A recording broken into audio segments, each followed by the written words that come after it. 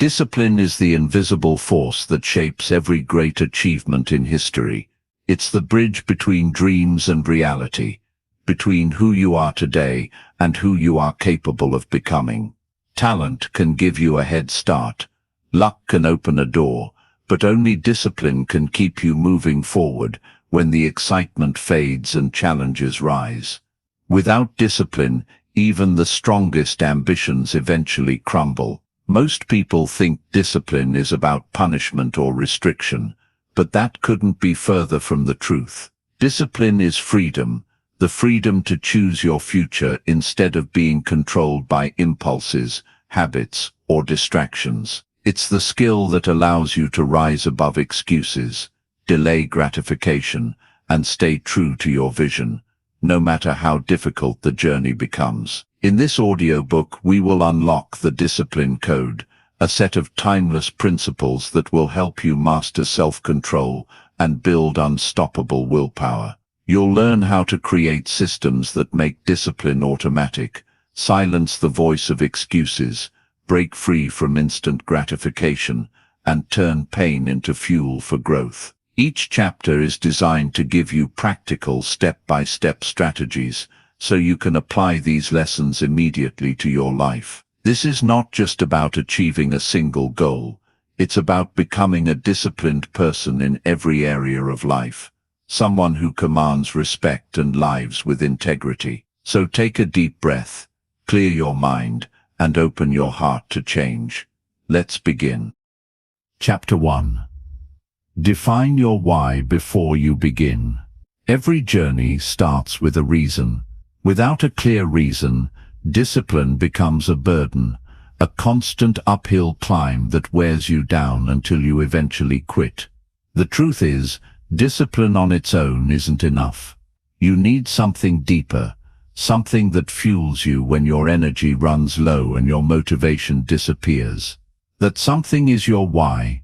Your why is the driving force behind your actions. It's the answer to the question, why am I doing this? Without it, even the most determined person will eventually crumble. Think about it. Waking up at 5 in the morning, pushing through tough workouts, staying late to work on a dream, saying no to temptations, all of that requires effort. If you don't have a powerful reason, you'll take the easy way out every time. Your why has to be personal. It can't be about impressing others or chasing a goal someone else set for you. It has to come from within. Maybe it's about giving your family a better life. Maybe it's about proving to yourself that you are capable of more. Maybe it's about leaving behind a legacy that outlives you. Whatever it is, it must be so meaningful that when things get hard, and they will, you refuse to quit. Here's the thing. Most people never take the time to define their why. They set random goals because they sound good, or because they saw someone else achieve them. But when the first obstacle appears, they give up because they never built a foundation strong enough to keep them standing.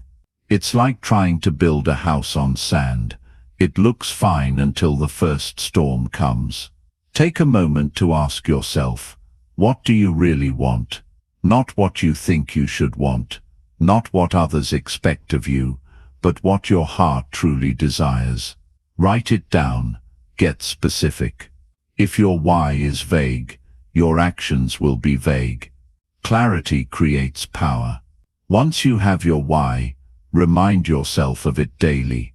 When you wake up, think about it. When you feel like giving up, picture it in your mind. Let it become the fire that keeps you moving forward. Discipline without a why feels like punishment. Discipline with a why feels like purpose. Here's a simple truth. Your why doesn't have to make sense to anyone else. It's yours, it's personal, and it's powerful enough to pull you through the darkest moments, if you hold on to it tightly. Before you take another step on your journey of self-control and willpower, define your why. Everything we'll cover in this audiobook will build on this foundation. Without it, none of the strategies will stick. With it you'll have the strength to endure, to stay consistent, and to win, no matter how long the road ahead may seem. This is where your discipline begins. Chapter 2. Build unbreakable self-control. Self-control is the backbone of discipline. Without it, every good intention falls apart the moment temptation shows up.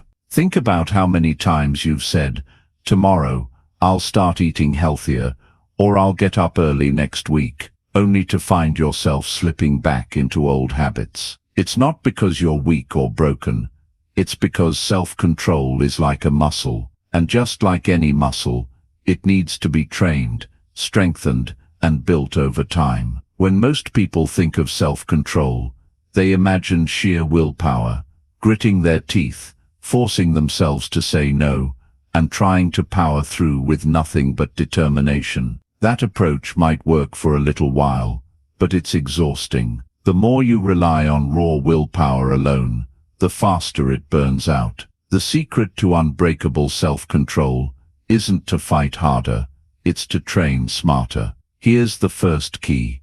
Understand your triggers. Everyone has certain situations, places, or feelings that weaken their self-control. For some, it's stress. For others, boredom or fatigue. Maybe you snack on junk food when you're anxious, or you procrastinate when a task feels overwhelming. Whatever it is, you need to identify those moments clearly. You can't fight an enemy you can't see. When you know your triggers, you can prepare for them before they catch you off guard. The second key is small victories. Too many people try to change everything at once. Wake up at 5 a.m., run 5 miles, cut out all sugar, quit social media, and start reading 2 books a week. That level of change is unsustainable. Instead, focus on one small habit at a time. If you struggle with hitting the snooze button, just start by getting up 5 minutes earlier. If you want to stop overeating, begin by swapping one unhealthy snack for a healthier option. These small wins build momentum and confidence. Over time, they stack up and create massive transformation. Next, create barriers between you and temptation. Self-control isn't about relying on strength alone. It's about designing your environment to support you. If you're trying to eat better, don't keep junk food in your house. If you want to focus on your work, put your phone in another room, or turn off notifications. Make the things you want to avoid harder to access, and make the things you want to do easier to start. This isn't about weakness, it's about being strategic. Even the strongest people can be tempted if the wrong thing is right in front of them every day. Another powerful strategy is delayed gratification. Our world is full of instant rewards. Click a button, get what you want. But every time you train yourself to wait, even for a little while, you strengthen your self-control. Try this when you want to buy something impulsively. Wait 24 hours before making the purchase. When you feel like skipping a workout, tell yourself you only have to exercise for 5 minutes. Often once you start, you'll keep going. Learning to pause, to create space between impulse and action, gives you incredible power over your choices. And let's not forget the role of self-talk. The way you speak to yourself matters. If you constantly tell yourself, "I have no self-control," or "I always fail," you're programming your mind to believe it. Instead, start using language that builds strength. I am learning to master my choices. I can handle discomfort. I choose long-term rewards over short-term pleasure. Your words shape your mindset, and your mindset shapes your actions. One of the biggest misconceptions about self-control is that it's about restriction. It's not. Self-control is freedom. When you master it, you're no longer a slave to impulses, cravings, or bad habits. You become the one in charge. You decide when to say yes and when to say no. You create a life built on intention rather than reaction. Here's the beautiful truth. Every time you practice self-control, you make the next decision easier. Each small moment of strength compounds, like interest in a bank account. What feels hard today will feel natural tomorrow, and eventually, it becomes who you are. As you move through this journey, remember that setbacks are part of the process. You will slip. You will have days when you give in to temptation. That doesn't mean you've failed. It means you're human. The key is to get back up quickly and keep going. Every comeback strengthens your resolve. Building unbreakable self-control isn't about being perfect. It's about getting stronger each day, about building a life where your choices align with your deepest values. When you master self-control, you gain the power to shape your destiny, and that power is what separates those who dream from those who achieve. Start today. Make one small decision that strengthens your self-control. Then make another tomorrow. Over time, these choices will add up, and you'll look back in awe at how far you've come. This is the foundation of discipline, and it's the skill that will carry you through every challenge ahead. Chapter 3. Master the small daily wins. When people think about success, they often imagine one big dramatic moment, the promotion that changes everything, the business that suddenly takes off, the life-changing breakthrough that seems to appear overnight. But here's the truth that most people don't see. Success is never built in one giant leap. It's built in small, often unnoticed steps that happen day after day. It's not about one massive effort. It's about the small daily wins that slowly, steadily, and surely shape your life. Think of it like planting seeds. One seed doesn't grow into a towering tree overnight. It needs time, care, and consistent nurturing. Each day you water it, give it sunlight, and protect it from harm. At first you might not see any visible progress. It may even seem like nothing is happening. But beneath the surface, growth is happening, and eventually what was once invisible becomes undeniable. Your habits work the exact same way. The problem is, many people underestimate the power of small actions.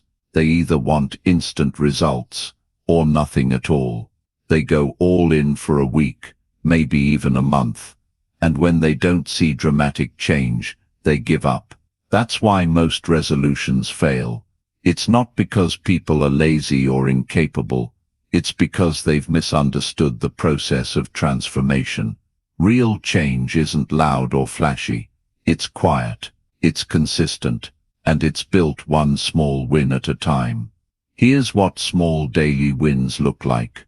Waking up 10 minutes earlier than usual to plan your day. Choosing water over soda. Reading a few pages of a book instead of scrolling through social media. Doing a quick workout instead of saying you don't have time. These actions may seem tiny in the moment, almost insignificant, but they are not insignificant. They are votes for the kind of person you want to become. Each small win says, "This is who I am. This is the direction I'm heading." The beauty of small wins is that they compound. Just like saving a little money each day eventually grows into real wealth, small positive actions stack on top of each other over time. Missing one day won't destroy you, just like eating one salad won't transform you. It's the pattern that matters. If you focus on consistently winning the day, those days will turn into weeks, those weeks into months, and before you know it, you've completely changed your life. Here's a simple way to start. Identify 3 small wins you can aim for each day. They don't have to be huge. In fact, the smaller, the better, especially in the beginning. Maybe your 3 wins are drinking 8 glasses of water, writing in a journal for 5 minutes, and walking for 15 minutes. That's it. Achieving these small wins daily builds a sense of accomplishment and confidence. Over time, you can increase the difficulty, but the key is to start simple and stay consistent. Another important piece is to celebrate your wins, even the small ones. Most people are too hard on themselves. They focus only on how far they have to go, and forget to acknowledge how far they've come. When you celebrate a small victory, you reinforce the behavior in your brain. You create a positive association with discipline. It doesn't have to be a big celebration. Sometimes just pausing to say, "I did it," is enough to keep the momentum going. But here's where discipline comes in. You can't only act when you feel like it. There will be days when you're tired, unmotivated, or tempted to skip the habit. That's normal. Those are the days that truly count, because anyone can show up when it's easy. But when you show up despite resistance, even if you only do the bare minimum, you prove to yourself that you are serious about growth, and that proof builds unshakable confidence. Remember, the goal isn't perfection. You don't need to win every single day flawlessly. You just need to win more days than you lose. If you slip, don't spiral into guilt or shame. Simply get back to your next small win. Momentum doesn't come from never falling. It comes from always getting back up. One day you'll look back and realize how powerful those small wins really were. The healthy body, the sharp mind, the strong relationships, the thriving career, they won't have come from one heroic moment of discipline. They will have come from hundreds, maybe thousands of tiny decisions stacked on top of each other. Decisions that no one else noticed, but you knew mattered deeply. So don't underestimate the small things. Your future self is being shaped right now, in this moment, by the choices you make today. Focus on winning the day, one decision at a time, because when you master the small daily wins, you set yourself on an unstoppable path toward the life you've always wanted. Chapter 4. Break the chains of instant gratification. We live in a world that worships speed. Everything is now, now, now. You can order food without leaving your couch, get answers to any question in seconds, and entertain yourself endlessly with just a swipe of your finger. On the surface, that sounds amazing. But there's a hidden cost. The more we get used to instant rewards, the harder it becomes to work for the things that truly matter. Instant gratification is like a sugar rush. It feels good for a moment, but it always fades and often leaves you worse off than before. Think about it. Scrolling on social media gives you a quick hit of dopamine, but hours later you realize you wasted valuable time. Eating that donut feels great while you're chewing, but later you regret it. Spending money on something you don't need gives you a burst of excitement, but then the guilt kicks in when you see your bank balance. Instant gratification offers pleasure now, but it steals long-term happiness. Discipline, on the other hand, is about delayed gratification. It's about choosing what you want most over what you want right now. That's not always easy. In fact, it can feel painful at first, because your brain is wired to seek comfort and avoid discomfort. But here's the secret. The discomfort you feel when you delay gratification is temporary, while the rewards you gain are lasting. Let me give you a simple example. Imagine two paths. The first path is smooth, easy, and fun at the beginning, but as you go deeper, it becomes harder and full of regret. That's the path of instant gratification. The second path feels challenging at first, maybe even uncomfortable, but as you keep walking it gets easier, and the rewards grow greater and greater. That's the path of delayed gratification. Most people choose the first path because it feels good right now, only to find themselves trapped later on.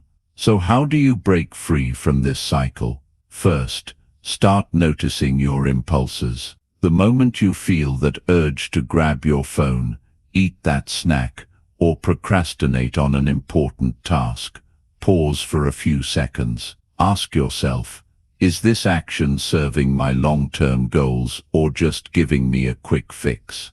That tiny moment of awareness is powerful. It creates space between your desire and your decision, and in that space you gain control. Second, replace quick rewards with meaningful ones. If you're trying to stop a negative habit, don't just remove it, replace it. For example, if you scroll endlessly on your phone because you're bored, try reading a few pages of an inspiring book or going for a short walk. If you crave junk food, keep healthy snacks nearby. The idea isn't to punish yourself, but to redirect your energy toward actions that actually benefit you. Third, practice waiting. Start small. If you want to check your messages, wait 5 minutes. If you want to buy something online, wait 24 hours. If you feel like quitting during a workout, push yourself to keep going for just 2 more minutes. Every time you delay gratification, even in tiny ways, you're strengthening your self-control muscle. Over time, this muscle grows so strong that temptations lose their grip on you. Another powerful tool is visualizing the future. When you're faced with a decision, picture the outcome of both choices. Imagine how you'll feel if you give in to the moment versus how you'll feel if you stay disciplined. For example, think about how proud you'll feel in 6 months if you stay committed to your fitness plan, or how disappointed you'll feel if you keep quitting. When you clearly see the future consequences, it becomes easier to make the right choice today. Breaking the chains of instant gratification isn't about denying yourself joy. It's about choosing a deeper, more meaningful kind of joy. The kind that comes from growth, achievement, and self-respect. When you delay gratification, you're not saying no forever.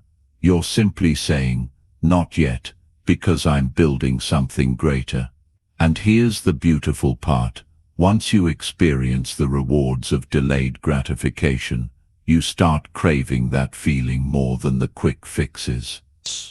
The pride of finishing a hard task. The satisfaction of sticking to a promise you made to yourself. The excitement of seeing long-term progress. That kind of fulfillment lasts far longer than any momentary pleasure ever could. So starting today, challenge yourself to pause before you act. Ask yourself, will this choice move me closer to the life I truly want, or will it pull me further away? Each time you choose the long-term reward over the short-term rush, you're breaking another link in the chains of instant gratification. And with enough consistent choices, those chains will shatter completely, setting you free to create the life you've always imagined. Chapter 5. Create systems that make discipline automatic. Here's a truth most people don't realize. Willpower is limited. You can't rely on sheer force of will to carry you through every decision, every temptation, and every challenge. If you do, you'll eventually burn out. That's why so many people start strong but fade over time. They're constantly fighting themselves instead of setting up a structure that supports them. The real secret to lasting discipline isn't trying harder, it's designing smarter. It's creating systems that make discipline automatic. Think of a system as a set of routines, habits and structures that make the right choice, the easy choice. When you have a strong system, you don't need to wrestle with temptation all day because you've already built an environment that naturally guides you toward success. It's like having guardrails on a road. They keep you moving in the right direction without you having to think about it constantly. Here's an example. Imagine someone trying to eat healthier. Without a system, every meal becomes a battle. Should I order fast food or cook something nutritious? That decision requires willpower, and over time it wears you down. But with a system, there's no battle. You meal prep on Sunday, Keep healthy food ready in your fridge and remove junk food from your home. Now, eating healthy isn't a matter of willpower, it's the default. You've made it easy to succeed and harder to fail. This principle applies to every area of your life. If you want to work out consistently, don't rely on waking up and feeling motivated. Build a system. Lay out your workout clothes the night before. Schedule your workouts on your calendar, like important appointments. Have a backup plan for rainy days or busy schedules. The less thinking required, the better, because when something is part of your routine, you don't debate it, you just do it. Another key to building effective systems is reducing decision fatigue. Every decision you make throughout the day uses mental energy. That's why by evening, it's so much harder to resist temptations or stay productive. You've used up your decision-making power. The solution: automate as many decisions as possible. Wear similar outfits to save time and energy, like many successful people do. Plan your meals in advance. Set specific times for tasks instead of trying to figure it out on the spot. The fewer choices you have to make, the more energy you have for what truly matters. Your environment is also part of your system. If your surroundings are filled with distractions, you're constantly fighting uphill battles. But if you shape your environment, you can make discipline almost effortless. Want to read more? Keep a book on your nightstand or desk. Want to spend less time on your phone? Leave it in another room while you work. Want to save money? Delete your credit card information from online stores so impulse purchases become harder. Small tweaks in your environment lead to massive changes in behavior. Here's something most people overlook. Systems aren't just about what you do. They're also about who you surround yourself with. If you spend time with people who are lazy, negative, or undisciplined, their habits will rub off on you. But if you surround yourself with people who are focused, driven, and committed to growth, their energy will lift you up. Make it part of your system to regularly connect with those who inspire you and challenge you to rise higher. The beautiful thing about systems is that once they're in place, discipline becomes almost automatic. You don't have to wake up every day wondering how you'll stay on track. Your habits, routines, and environment are already working for you. It's like setting a sail on a boat. Once it's positioned correctly, the wind does most of the work. But remember, building a system takes time. Start small. Pick one area of your life: health, finances, productivity, relationships, and focus on creating a simple structure that supports your goals. Once that system is solid, move on to another area. Step by step, you'll create a life where discipline flows naturally, instead of constantly feeling forced. When you look at the most successful people in the world, you'll notice something they all have in common: strong systems. They don't rely on fleeting motivation. They design their lives in a way that makes success the default outcome. You can do the same. So stop fighting endless daily battles. Instead, take a step back and ask yourself, how can I set things up so that the right actions happen automatically? When you master this skill, you'll discover a powerful truth. Discipline doesn't have to feel like a struggle. With the right systems in place, it becomes second nature, and that's when your growth becomes unstoppable. Chapter 6. Silence the voice of excuses. Every single one of us has a voice in our head. It's that little whisper that shows up at the worst possible moments. The voice that says, "You're too tired, you can do it tomorrow. It's too hard, you don't have enough time. What if you fail?" You know that voice. We all do. It's the voice of excuses. And if you don't learn to silence it, it will control your life. Excuses are comforting. They give you a way out. They make you feel better about avoiding discomfort or hard work. But here's the brutal truth. Every time you listen to an excuse, you trade your future for temporary comfort. It might feel good in the moment, but deep down, you know you're holding yourself back. Think about this. Has there ever been a time when you gave up on something important because of an excuse, and later you regretted it? That regret stings because part of you knows the truth. You could have done it, but you let your mind talk you out of it. That's the cost of listening to that inner voice. It steals your potential one small decision at a time. The first step to silencing excuses is to recognize them for what they are: lies. Excuses often sound reasonable. They disguise themselves as logic. I can't start my business because the economy is bad. I can't work out today because I'm too busy. I can't save money because my expenses are too high. On the surface, these statements seem valid. But if you dig deeper, you'll see the truth. There's always someone out there with fewer resources, less time, and more challenges who's still making it happen. The difference isn't circumstance, it's mindset. When you catch yourself making an excuse, pause and challenge it. Ask yourself, is this really true? Or is it just fear dressed up as logic? Most of the time, you'll realize it's fear. Fear of failure, fear of discomfort, fear of what others will think. When you name the fear, you take away its power.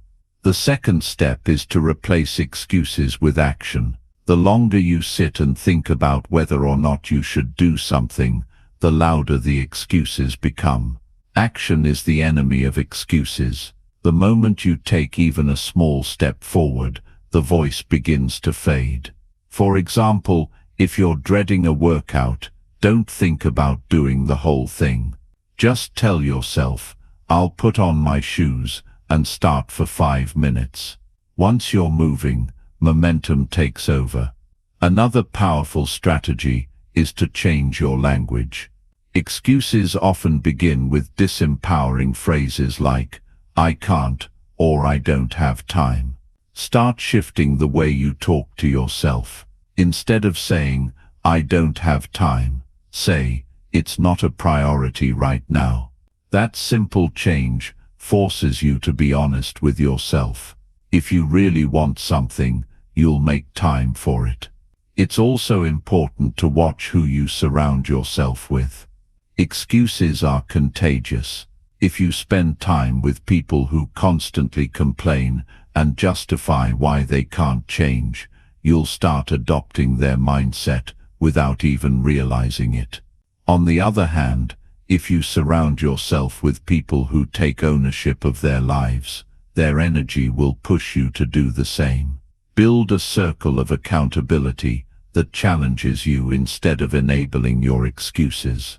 Now here's something most people don't realize. Excuses are often rooted in self-doubt. Deep down, you might not believe you're capable of reaching your goals, so you create excuses as a way to protect yourself from failure. But here's the truth. You are capable.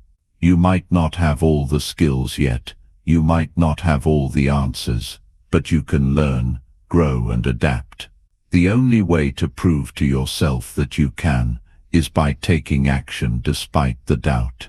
Every time you silence an excuse and follow through on a commitment, you strengthen your identity. You start to see yourself as someone who keeps promises, especially the promises you make to yourself. That inner trust is priceless. It builds confidence and momentum, and the more you do it, the quieter that voice of excuses becomes. Imagine your life 1 year from now, if you stopped letting excuses run the show. Imagine the progress you could make in your health, your relationships, your finances, your dreams. That future is possible, but it requires a decision to stop negotiating with your excuses. The next time that little voice whispers, you can't, respond with action. The next time it says, tomorrow, act today. Every time you refuse to give in, you take back control of your life. Excuses will never fully disappear, but they don't have to control you. With awareness, action, and courage, you can turn down the volume until they become nothing more than background noise. And when that happens, you'll unlock a new level of freedom, the freedom to live the life you were meant to live, without limits, without lies, and without excuses. Chapter 7. Build mental toughness under pressure.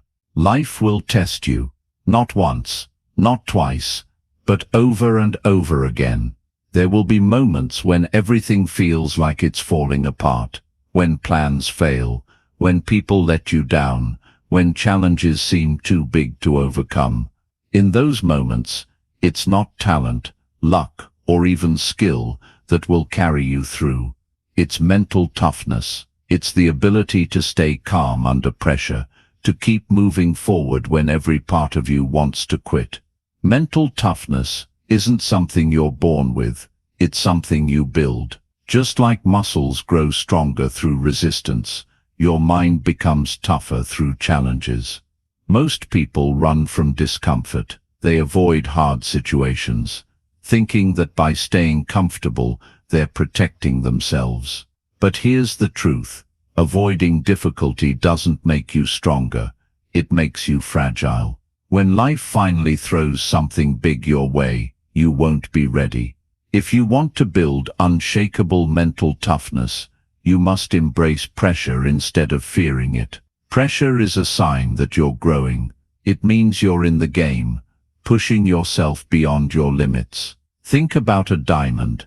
It's just a piece of coal that went through extreme pressure. Without that pressure, it would have stayed ordinary. The same is true for you. The first step is to shift your perspective on challenges. Instead of asking, why is this happening to me? Start asking, what is this teaching me? Challenges aren't punishments, they're opportunities. Every obstacle you face contains a lesson that will make you stronger if you're willing to face it head-on.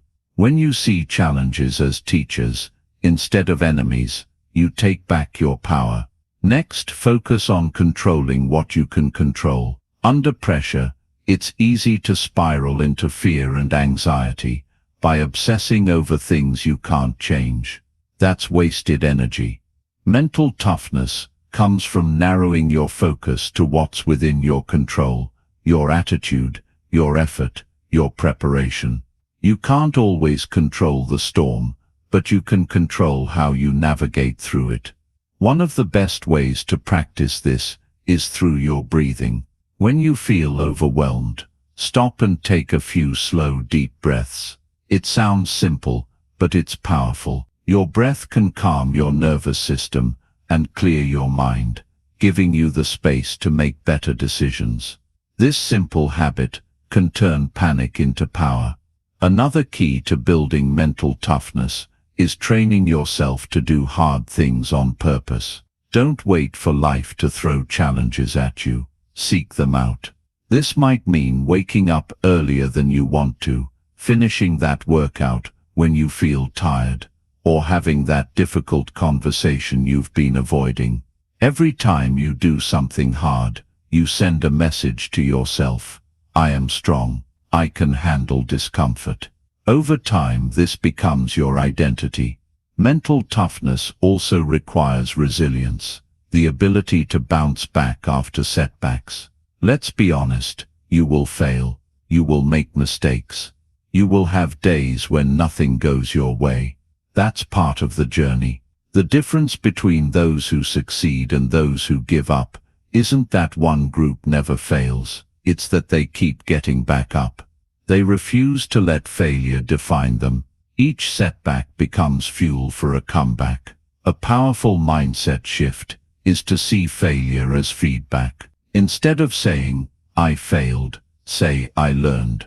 This small change in language keeps you moving forward.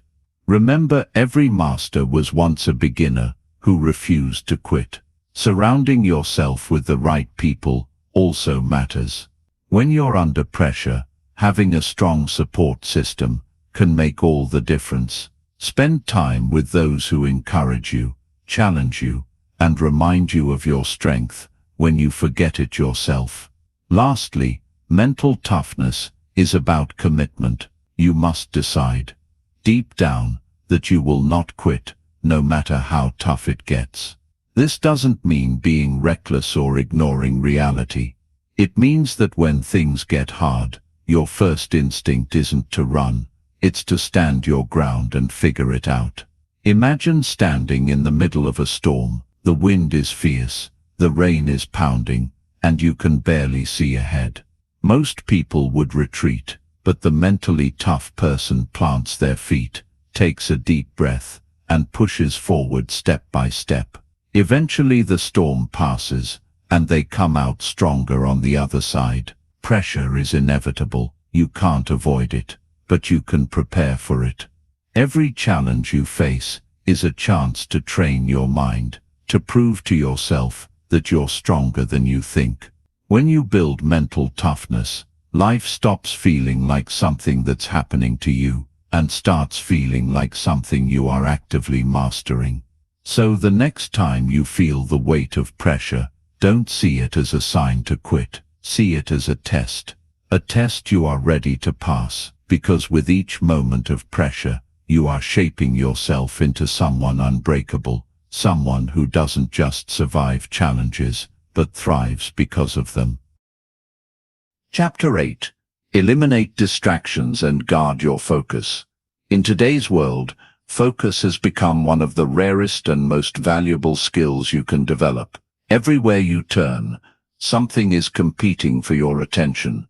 Your phone buzzes, notifications pop up, social media calls your name, and the endless stream of entertainment is just one click away. It's no wonder so many people feel exhausted, scattered, and unproductive. They're not lazy, they're simply drowning in distractions. Here's the thing about distractions. They don't just steal your time, they steal your potential. Every time you switch your attention from one thing to another, you lose momentum. Your brain has to reset, and that costs you energy. It might feel like you're getting things done because you're busy, but in reality you're spinning your wheels. True progress doesn't come from being busy, it comes from being focused. Focus is like a magnifying glass. If you scatter sunlight across a piece of paper, nothing happens. But if you concentrate it through a single point, it becomes powerful enough to burn. Your mind works the same way. When you direct all your attention toward one task, you become unstoppable. The problem is, most people never get to that level of focus because they're constantly being pulled in 1,000 different directions. The first step to guarding your focus is identifying your biggest distractions. For many people, it's their phone. For others, it's television, endless news feeds, or even certain people who constantly interrupt their time. Be brutally honest with yourself about what steals your focus. You can't fix what you refuse to face. Once you know your distractions, take steps to remove or reduce them. If your phone is a problem, don't just silence it, physically put it in another room while you work. Turn off non-essential notifications. Delete apps that consume your time, but don't add value to your life. If television keeps you from your goals, set strict viewing hours or remove the temptation entirely. If certain environments make it hard to focus, create a space designed for deep work, somewhere clean, quiet, and free of clutter. But eliminating distractions isn't just about your environment, it's about your mind. Even if you turn off your phone and close the door, mental distractions can still sabotage you. Worries, daydreams, and random thoughts can pull you away from what matters. That's why you need rituals to train your brain to focus. Start each work session with a simple routine, like taking 3 deep breaths, reviewing your top priorities, and setting a timer for focused work. Over time, your brain will learn that this routine means it's time to lock in. Another powerful strategy is time blocking. Instead of trying to fit your important tasks into random gaps throughout the day, schedule specific blocks of uninterrupted time. During these blocks, commit fully to one thing.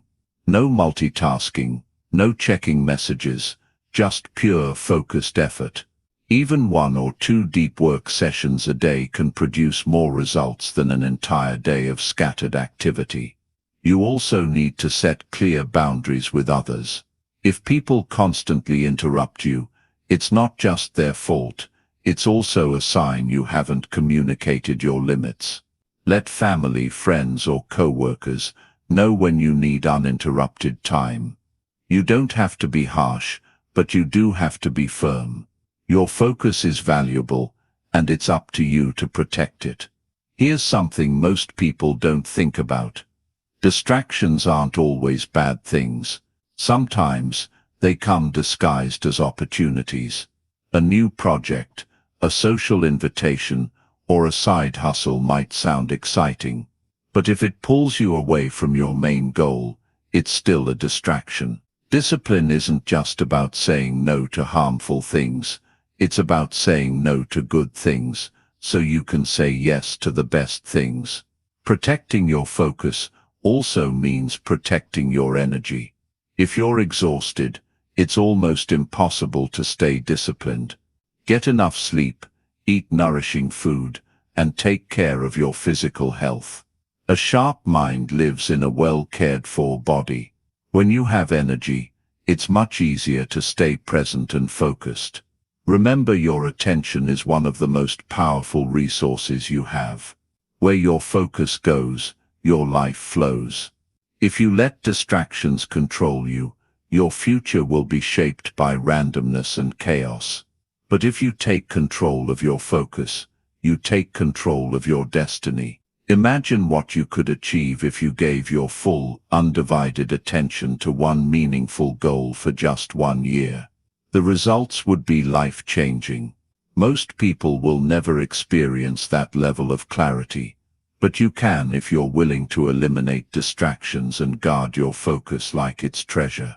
Starting today, treat your attention as sacred. Cut away the noise, design an environment for deep work, and create habits that strengthen your focus. Every time you choose focus over distraction, you're building a future of purpose and power. And in a world full of chaos, that kind of discipline will make you unstoppable.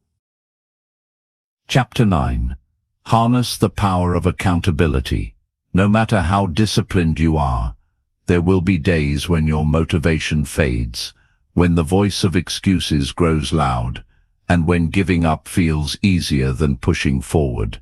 That's where accountability comes in. Accountability is the invisible force that keeps you moving, even when your willpower runs low. It's the extra layer of strength that pushes you to follow through on your commitments, not just because you want to, but because someone is counting on you. Think about this. When you promise yourself you'll do something, it's easy to break that promise, because no one else sees it. You tell yourself you'll work out, but no one notices if you don't. You say you'll save money, but no one calls you out when you spend recklessly. Humans are wired to avoid pain and seek comfort, and when there's no external consequence, comfort often wins. Accountability changes that. It adds a level of healthy pressure that makes quitting harder than continuing. There are many forms of accountability, and the most powerful one begins with public commitment. When you declare your goal to someone else, or better yet to a group, you instantly raise the stakes. Suddenly, it's not just about you anymore. If you quit, others will see it. That simple act of telling someone your intention dramatically increases your chances of following through. It's why people who work out with partners are far more consistent than those who exercise alone. When someone is expecting you to show up, you do. Another powerful form of accountability comes from mentors and coaches. A mentor doesn't just give advice. They hold you to a higher standard. They see your potential, and they won't let you settle for less. When you have someone wiser and more experienced guiding you, you gain both knowledge and responsibility. You don't want to disappoint them, and that drives you to stay disciplined. Peers can also play a huge role. Surround yourself with people who are striving for similar goals. This could be a mastermind group, a study partner, or even an online community.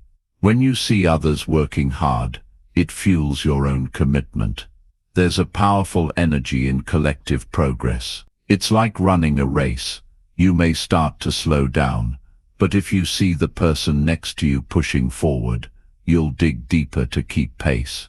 But accountability isn't just about other people. It's also about tracking your own progress. Numbers don't lie.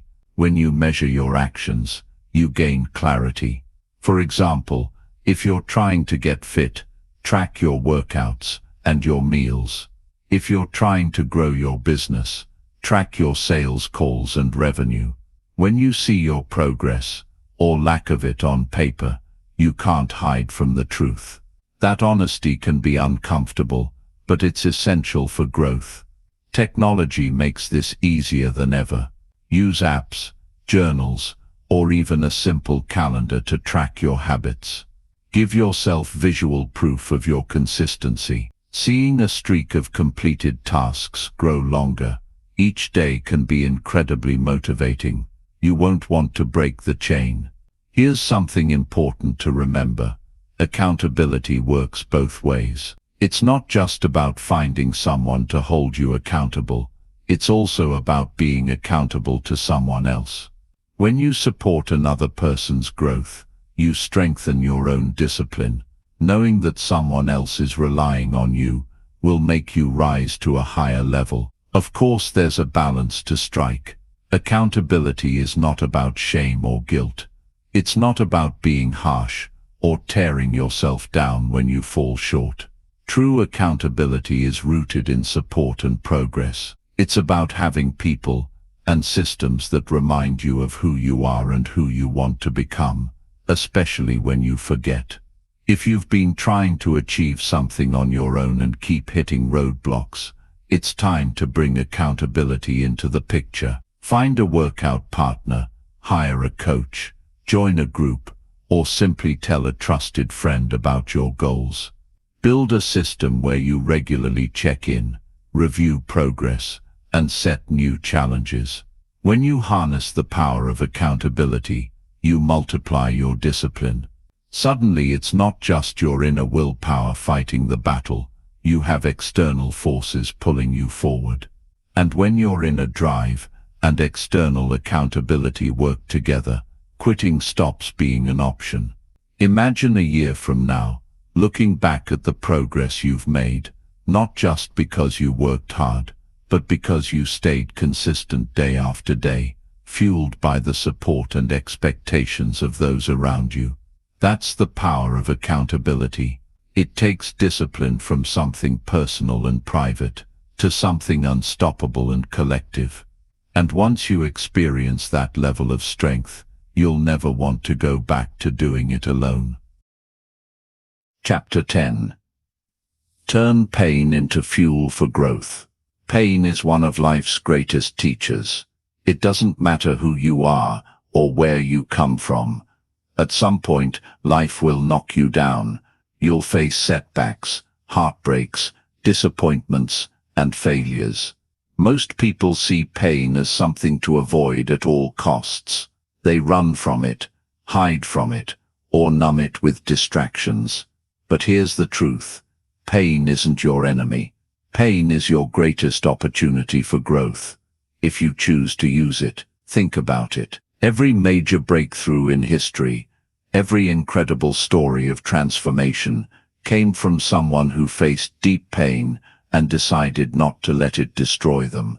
They used it as fuel. They turned their struggles into strength. The difference between those who rise and those who stay stuck isn't the pain itself. it's how they respond to it. When you experience pain, you have two choices. You can let it break you, or you can let it build you. Most people choose the first path, without even realizing it. They dwell on the hurt, replay the failure in their mind, and allow bitterness to take root. Over time, that pain turns into resentment and self-doubt.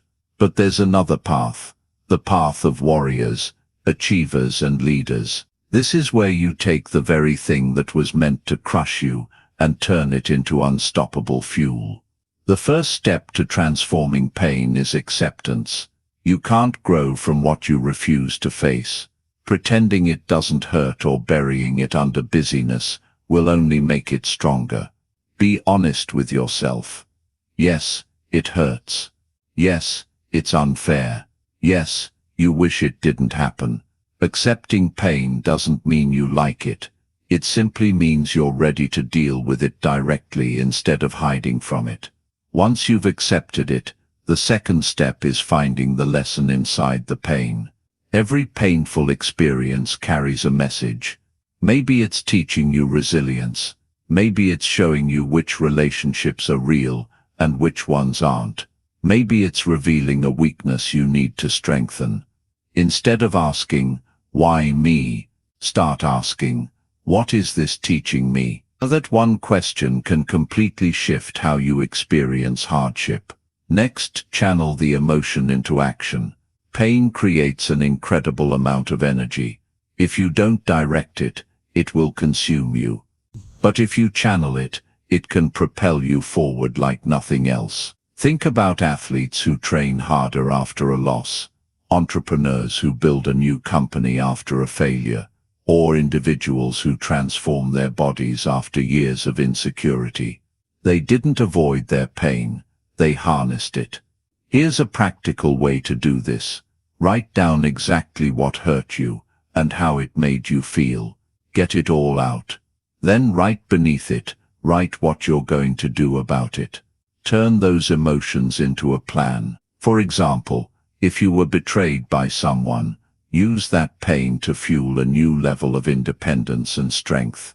If you failed at a goal, use that frustration to fuel relentless preparation for your next attempt.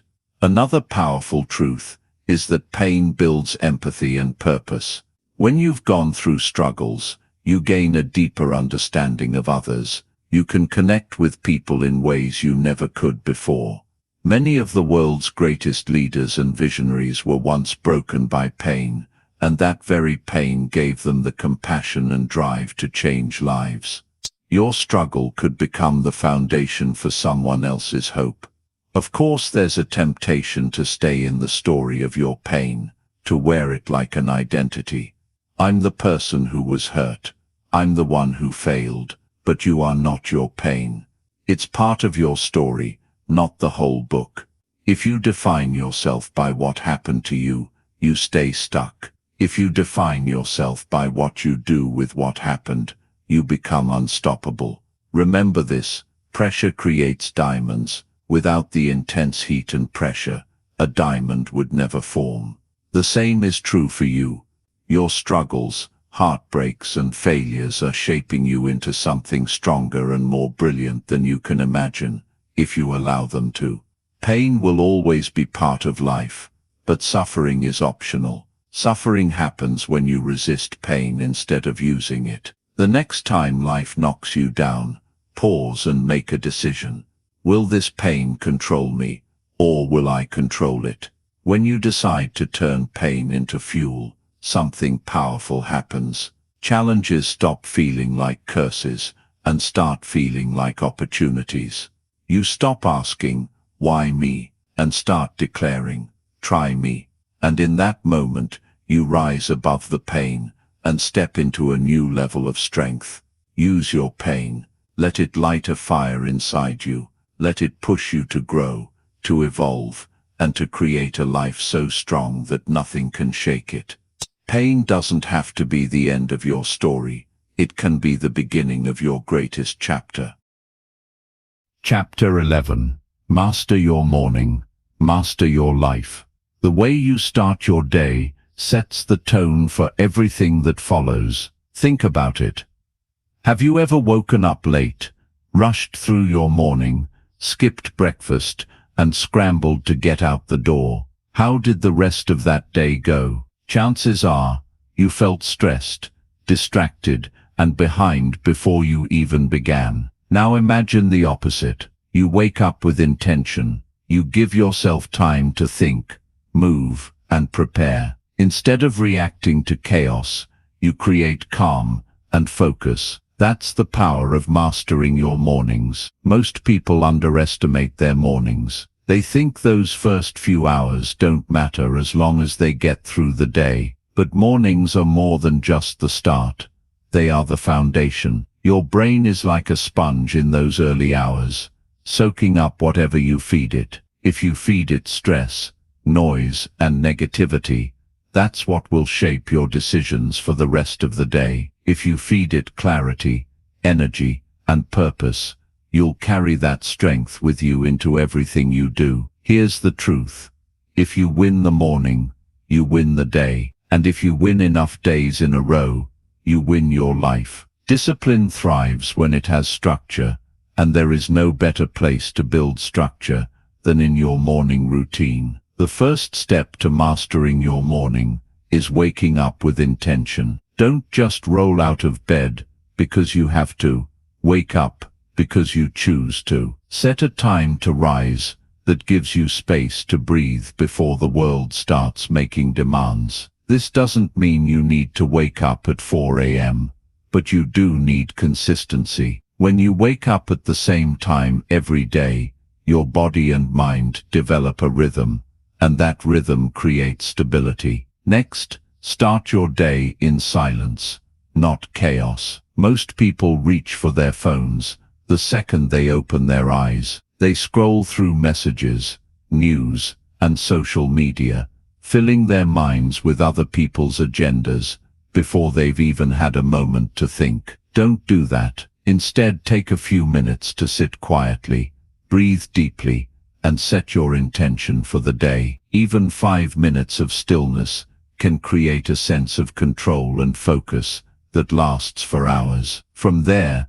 move your body. You don't have to run a marathon or spend an hour at the gym. Just do something to wake up your muscles and get your blood flowing. Stretch, walk, do push-ups, whatever works for you. Physical movement in the morning isn't just about fitness. It's about signaling to your brain that it's time to wake up, rise up, and take action. Another powerful element of a strong morning routine is feeding your mind. Read a few pages of an inspiring book. Listen to an uplifting audiobook. Journal your thoughts and goals. Your mind is most receptive in the morning, so give it information and ideas that fuel growth rather than drain it. Perhaps the most important piece of mastering your mornings is planning your day before it starts. Don't let the day control you.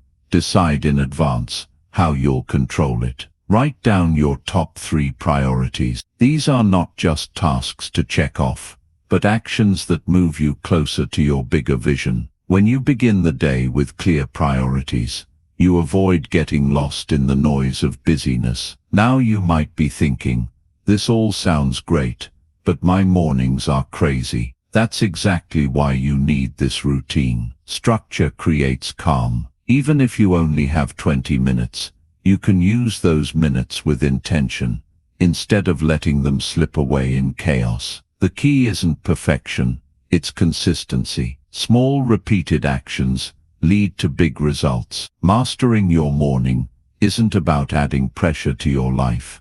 It's about creating a strong launch pad. When you take control of the first part of your day, you send a powerful message to yourself. I am in charge of my time. I am in charge of my life. That message builds confidence and discipline like nothing else. Remember, discipline is built through repetition. The first week of a new routine might feel awkward. The second week will feel easier. By the third week, it will start to feel natural. Soon you won't have to think about it.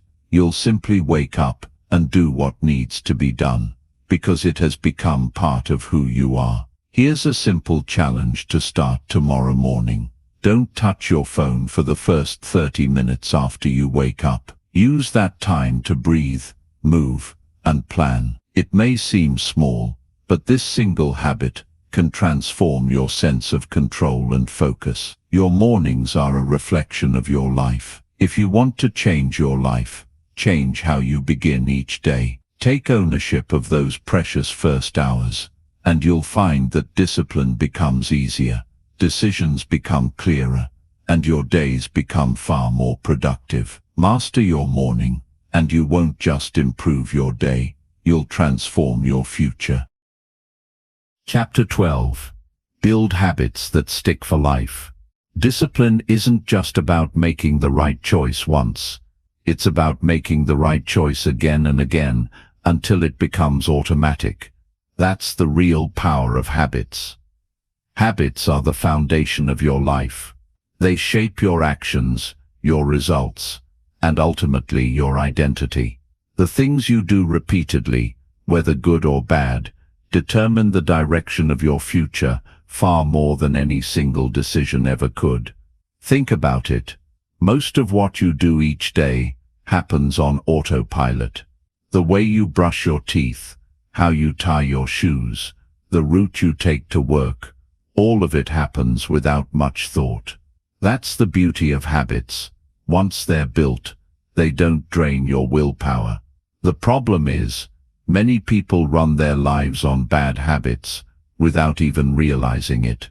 They've programmed themselves to repeat behaviors that hold them back, like procrastinating, overeating, or wasting hours on social media.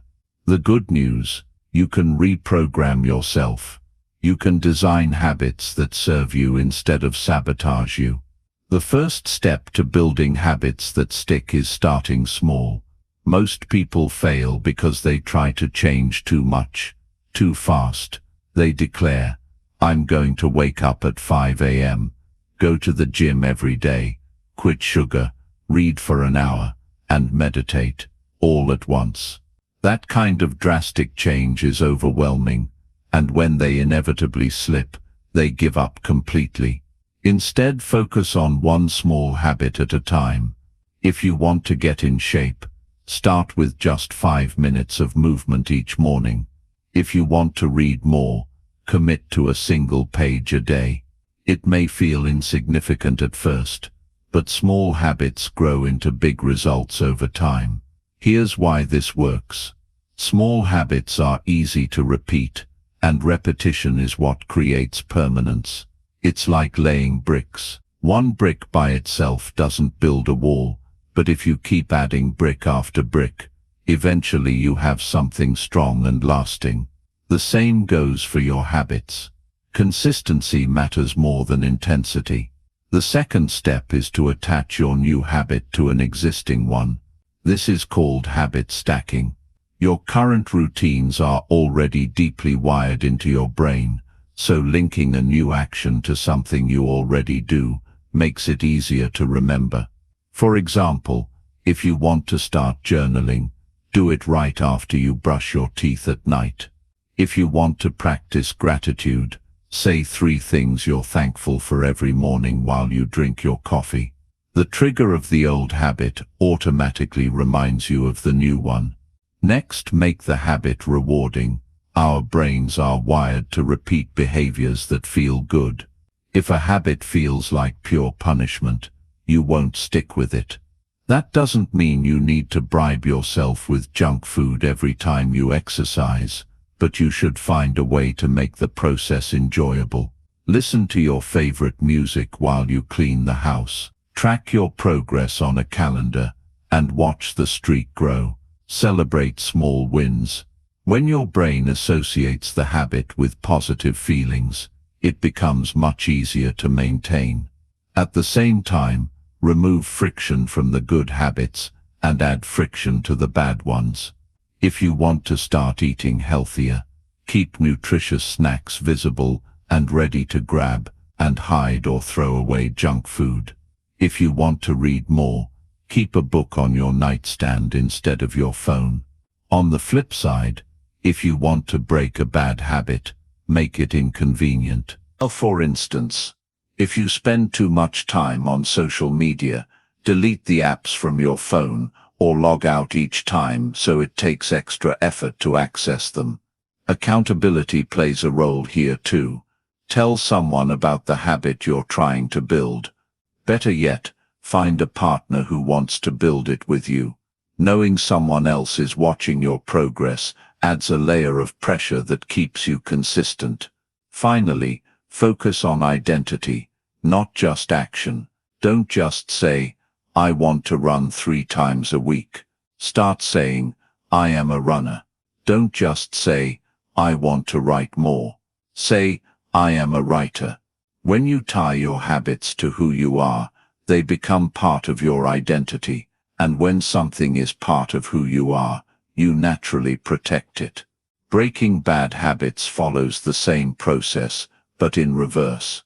Identify the triggers that cause the behavior, disrupt the routine, and replace it with something healthier. Remember, you don't erase habits, you replace them. The key to habits that last is patience. In the beginning, progress feels invisible.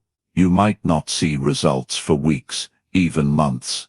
But beneath the surface, change is happening. One day, it will all click, and you'll realize how far you've come. Building lasting habits isn't about perfection. You'll have days when you miss, when you slip up. That's okay. What matters is getting back on track quickly. Success isn't built on never falling. It's built on never staying down. Your habits are the blueprint of your future. If you want a different life, you must create different patterns. Start small. Be consistent. And remember, every action you take is a vote for the person you are becoming. Build habits that align with the life you want, and over time, you won't just be doing disciplined things, you'll become a disciplined person, and that identity will stick with you for life. Chapter 13. Lead yourself before you lead others. Everyone wants to be a leader in some way. Maybe you want to lead a team, a business, a family, or even a community. Leadership sounds exciting. It's inspiring. It's a position people respect. But here's a hard truth that most people don't realize. You cannot effectively lead anyone else until you've learned how to lead yourself. Think about it. Would you trust a captain who can't steer their own ship? Would you follow a guide who doesn't know the trail? Leadership always starts with self-leadership. If you don't have discipline, if you don't live by the values you preach, people will see right through you. They might listen to your words for a while, but eventually they'll follow your actions instead. Self-leadership means taking full responsibility for your life. No blaming, no excuses, no waiting for someone else to fix things. It's about being the kind of person you would want to follow. That begins with your habits, your choices, and your mindset. Before you can inspire others to change, you must first show that change is possible by living it yourself. The first step to leading yourself is clarity. You need to know who you are and what you stand for. What are your values? What principles are non-negotiable in your life? Without clarity, you'll be easily swayed by circumstances or the opinions of others. Great leaders have a compass inside them.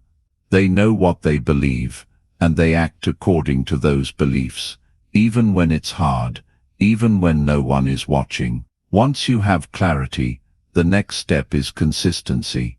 It's not enough to do the right thing once in a while. Self-leadership requires showing up day after day, even when it's inconvenient. If you say you value health, but you constantly skip workouts and eat poorly, your actions don't match your words. If you say you value honesty, but you tell little lies to avoid discomfort, you erode trust, not just with others, but with yourself. Consistency builds credibility. When people see you living your values consistently, They'll know you're someone they can rely on. Another key part of self-leadership is discipline under pressure. It's easy to be disciplined when everything is going well. The real test comes when stress hits, when challenges pile up, when you're tired and tempted to quit. How you respond in those moments determines the kind of leader you truly are. If you lose control, panic, or make reckless decisions, others will sense it. But if you remain calm, focused and steady, you'll give others the confidence to keep going too. Self-leadership also means holding yourself accountable. It's tempting to let yourself off the hook. It's easy to say, "No one will notice if I cut this corner," or "It's fine if I skip just this once." But every time you break a promise to yourself, you weaken your own leadership. The strongest leaders are those who hold themselves to higher standards than anyone else does. They don't need someone watching over them to do the right thing. They do it because it's who they are. One of the most powerful ways to lead yourself is by managing your emotions. Emotions are natural, but they can cloud your judgment if you let them control you. A true leader knows how to pause, breathe, and respond with intention instead of reacting impulsively. This doesn't mean you suppress your feelings. It means you channel them. Anger can become determination. Fear can become courage. Sadness can become empathy. When you master your emotions, you set the tone for everyone around you. Remember, leadership isn't about titles or authority. You don't need a fancy position to be a leader. You simply need to be someone others want to follow. And people are drawn to strength, integrity, and vision. When they see you leading yourself with discipline and purpose, they'll naturally be inspired to rise to your level. Here's a question to ask yourself: would you want to follow you? If the answer is no, don't feel discouraged. See it as an invitation to grow. Start small, keep promises to yourself, build daily routines that reflect the person you want to become. Over time you'll develop the inner strength that makes others take notice.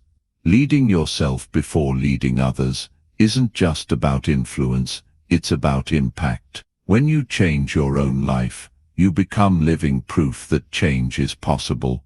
Your example speaks louder than any speech or instruction ever could. So before you focus on leading a team, a company, or a family, focus on leading you. Set the standard, walk the path first.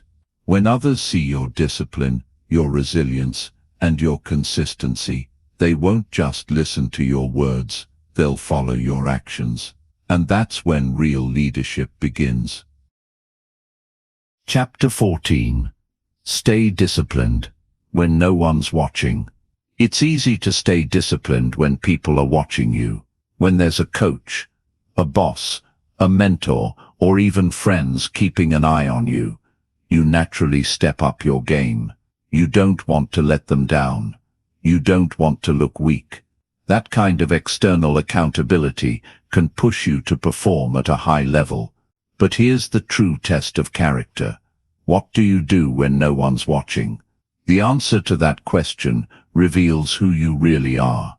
It's not the moments in public that define you.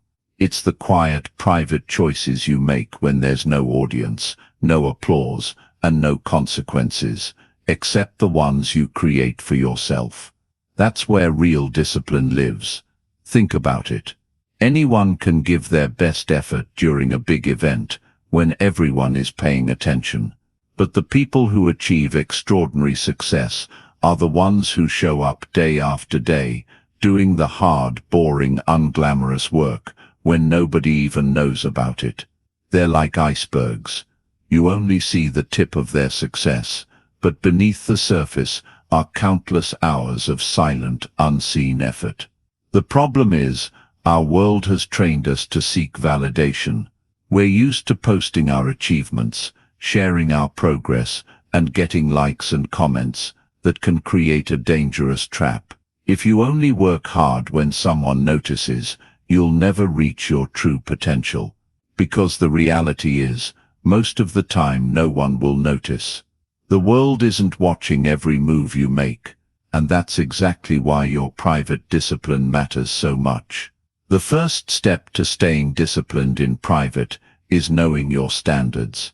You must decide who you want to be, not based on external rewards, but based on your own values. What kind of person do you want to see in the mirror?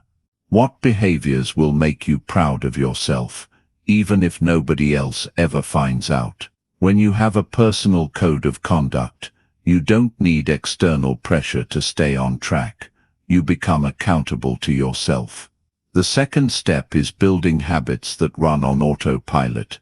When you have strong routines, you don't need to rely on motivation or outside forces to get things done. For example, if your routine includes reading for 20 minutes every morning, exercising before breakfast, or reviewing your goals before bed, you'll do these things automatically over time. It stops being a question of whether or not you'll do it. It just becomes part of who you are. Another powerful tool is visualizing the long-term consequences of your private actions. For instance, skipping one workout might not seem like a big deal today. Eating one unhealthy meal won't destroy your health overnight. But imagine repeating that behavior over weeks, months, or years. The compound effect of small private choices is massive. Every decision you make when no one is looking is a vote for the kind of future you're building. It also helps to create invisible accountability. This doesn't mean someone literally watching you, but it does mean having systems that keep you honest. Journaling is a simple example. When you write down your progress each day, you create a record you can't hide from. Even if no one else reads it, you'll see the truth in black and white. Another method is tracking habits on a calendar or app. There's something deeply motivating about keeping a streak alive. Staying disciplined in private also requires mental toughness. When you're alone, it's easy to justify shortcuts. No one will know if you cheat on your diet. No one will know if you skip a task, but you will know. And every time you break a promise to yourself, you weaken your identity. On the flip side, every time you follow through in private, you strengthen your sense of self-respect. Over time, you start to see yourself as a person who always does the right thing, even when it's hard. That identity becomes unshakable. Here's a truth that may sting. If you can't stay disciplined when no one's watching, you'll always depend on external motivation, and external motivation fades. People get busy. Life gets noisy. If your success depends on someone cheering you on, you'll crumble the moment the cheering stops. The most successful people in the world share one thing in common. They do the work in silence. They wake up early and grind while the world is sleeping. They put in hours of practice when no one is clapping. Then when the spotlight finally comes, it looks like they succeeded overnight. But the truth is, their private discipline created their public success. Starting today, challenge yourself to raise your private standards. Do the extra rep at the gym even when no one's counting. Put in the extra hour of study when no one will ever see it. Make the right choice even when there's no reward except knowing you stayed true to yourself. Because at the end of the day, discipline isn't about impressing others. It's about becoming the kind of person you deeply respect. When you stay disciplined in the dark, you build a strength that shines brightly in the light. And when the world finally sees your results, you'll know the truth. You earned every bit of it in the moments no one else saw. Chapter 15. The Discipline Code, Your Unshakable Standard. By now you've learned that discipline isn't just about following a few rules or forcing yourself to work harder. It's a way of life. It's a personal code you live by, a set of principles that guide every decision you make, no matter the situation. This is what I call the discipline code. When you create your own code and commit to it, you become unshakable. You no longer rely on motivation, willpower, or outside approval. Your code becomes the standard you hold yourself to, whether anyone is watching or not. Most people drift through life without a code. They make decisions based on how they feel in the moment. If they're tired, they skip the workout. If they're tempted, they give in. If something feels uncomfortable, they avoid it. Their life becomes a series of reactions instead of intentional actions. But here's the truth. Feelings are fleeting, and circumstances are unpredictable. If you live by them, you'll never reach your full potential. A personal code gives you stability. It's like having a compass in the middle of a storm. No matter what chaos surrounds you, you know which direction to go, because your principles never change. Your code is your anchor when life tries to pull you off course. So how do you create your own discipline code? It starts with defining your non-negotiables. These are the values and behaviors you will not compromise, no matter what. For example, you might decide, I don't lie, even when it's uncomfortable, or I don't quit on myself, even when it's hard. These non-negotiables form the backbone of your code. They don't bend with circumstances or moods. They are unbreakable. Next, choose a few daily disciplines that align with those values. These are small, consistent actions that reinforce your code every single day. It might be waking up at a certain time, journaling each morning, exercising for a set amount of time, or reading for personal growth. The key is consistency. These daily practices become rituals that remind you of who you are and what you stand for. Your code should also include standards for how you respond to challenges. Life will test you. There's no avoiding that. You might face rejection, failure, or unexpected setbacks. Instead of reacting emotionally, decide in advance how you will handle those moments. For example, when I fail, I learn and try again. Or when I'm under pressure, I breathe, stay calm and keep moving forward. When you have predetermined responses, you're less likely to fall apart when the storm hits. Here's something powerful to remember. Your discipline code isn't about perfection. It's about direction. You will make mistakes. You will have days when you fall short. That doesn't mean you've broken your code. What matters is that you recognize it quickly and return to your path without hesitation. The quicker you get back on track, the stronger your discipline becomes. Living by a code also means holding yourself accountable, even in private. When you break a commitment to yourself, no one else may notice, but you will. And every time you let yourself off the hook, you weaken your identity.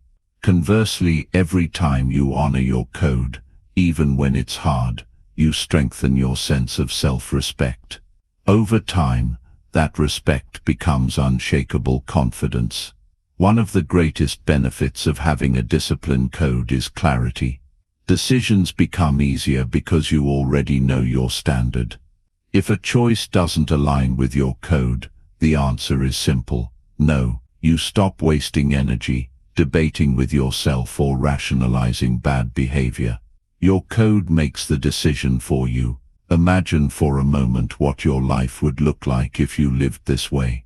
Imagine waking up each day with clarity, purpose and strength. Imagine knowing exactly what actions to take because they're rooted in unchanging principles. Imagine how others would see you, not just as someone who talks about discipline, but as someone who embodies it. The world needs people like that. People who stand firm when others crumble. People who live with integrity and inspire others through their example. That can be you. But it starts with a decision to create your discipline code and live by it, no matter what. Here's your challenge. Write down 3 non-negotiable principles that define who you are. Then choose 3 daily disciplines that align with those principles. Commit to them fully. Review them every morning and every evening. Let them guide your thoughts, your actions, and your words. Over time, you'll notice something incredible. You won't have to force yourself to be disciplined anymore. It will become natural, automatic. You'll no longer question whether or not you can achieve your goals. You'll simply follow your code, and success will follow you. The discipline code isn't just a set of rules. It's a way of living that creates freedom, strength, and lasting fulfillment. When you live by your code, you don't just change your habits, you change your identity. You become the kind of person who commands respect, earns trust, and achieves greatness. Remember this, the world doesn't need more people who drift. It needs leaders, people with courage, clarity, and unwavering standards. Be one of those people, live by your discipline code, and you will not only transform your own life, but you'll also inspire others to rise higher. And that is how true legacy is built. Conclusion. Discipline is the bridge between where you are and where you want to be. It's the invisible thread, connecting your dreams to your daily actions. Without it, even the biggest goals remain nothing more than wishful thinking. With it, even the impossible becomes achievable. Throughout this audiobook, we've explored the many layers of discipline, the foundation of purpose, the power of habits, the strength of mental toughness, and the importance of staying true to yourself, even when no one is watching. You've learned how to silence excuses, eliminate distractions, embrace discomfort, and build systems that make discipline a natural part of your life. You've also discovered how to lead yourself with integrity, and how to create a personal code that guides every choice you make.